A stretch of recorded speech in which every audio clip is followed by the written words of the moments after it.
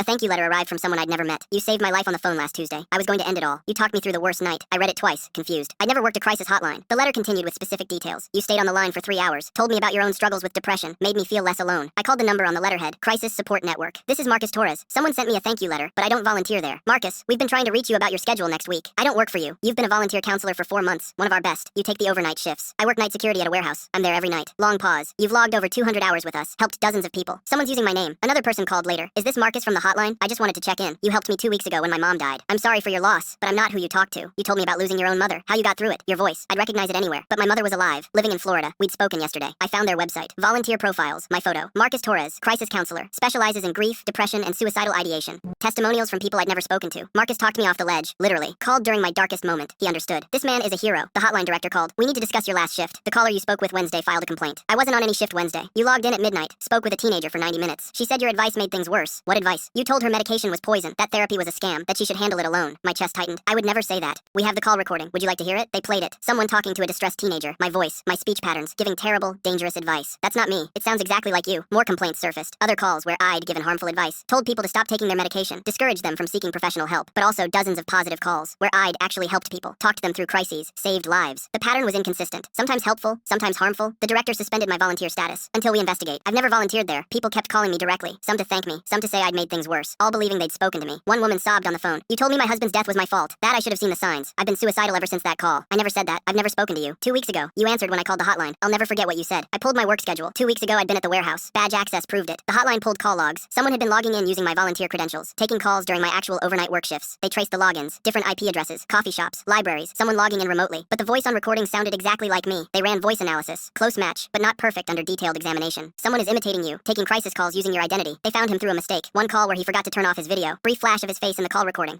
Not me, different person. But he'd studied my voice, practiced my inflections. Police tracked him through the library IP addresses, found patterns. Always the same branch. Arrested him during a shift. Headset on, taking a call from someone in crisis. My former roommate from college, someone who'd lived with me for 2 years, knew my voice intimately. He'd wanted to be a counselor, studied psychology, got his degree, but failed the licensing exam for therapists. Couldn't legally practice. Started volunteering at crisis hotlines instead, but kept getting rejected. Background checks showed issues. Past mental health, hospitalizations of his own. Used my information to register as a volunteer. My clean background, built credibility. Actually helped some people when he gave good advice. Harmed others when his own untreated mental illness influenced what he said. Made no money. Did it purely because he wanted to help, but couldn't do it under his own name. Over 200 hours of crisis calls. Dozens of vulnerable people depending on advice from fake Marcus Torres. Identity theft, impersonating a counselor, practicing therapy without a license, endangering vulnerable people. Some callers credited him with saving their lives. Others said his advice had pushed them closer to the edge. He got 7 years. The real crisis hotline won't let me volunteer now. My name is flagged in their system. People still call my number. Some grateful, some angry, some just wanting to talk to the voice that helped them through their darkest night. A voice that was never mine. I'm not happy exactly, but I'm silently honest.